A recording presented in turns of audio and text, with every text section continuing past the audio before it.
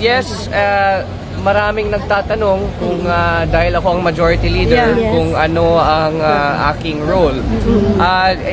We need to remind people, Congress is constitutionally bound to hear these cases for anyone, for any impeachable officer, whether that is the president or not.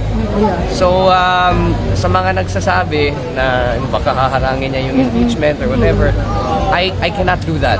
And I have to perform my duty as majority leader and perform my duty to the Constitution and my mandate. And that is to say that I cannot stop any impeachment complaint from being referred to the floor or to any or to the Committee on Justice.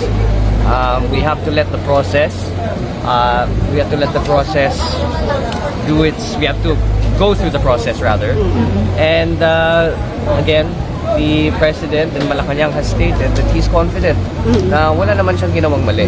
And I share the same sentiment. So I will not be stopping or blocking any impeachment complaint. Did you talk to the President regarding the impeachment? Actually, to tell you the truth, hindi pa kami nag-usap tungkol dyan.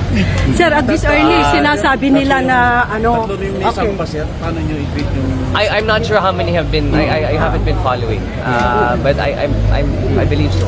Yung second at third yata, sir, hindi rinesip sa House, sa Secretary General? Wala siya. Tanungin nyo na yung SecGen. I'm not privy to that information. At this early, sir, sinasabi nila mababaw daw ang mga grounds. Trabaho lang naman ng presidente yun. I'm sorry. Sinasabi niya ang mga tao na nakakausap namin, mababaw ang mga grounds Well, ng I haven't read impeachment. the complaint, so hindi ako makakomment dyan.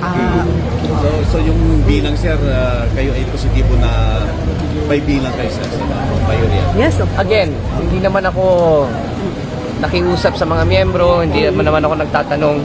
I don't think we're at that stage yet. No? Again, it still has to be referred to the floor, to the Committee on Justice, and bilang majority leader, hanggang dyan ang aking trabaho. So, may tiwala naman tayo kay Chair Jinky Luistro, who is the chairwoman of the Committee on Justice. So it will fall on her and its members to ascertain the merits of the said complaint.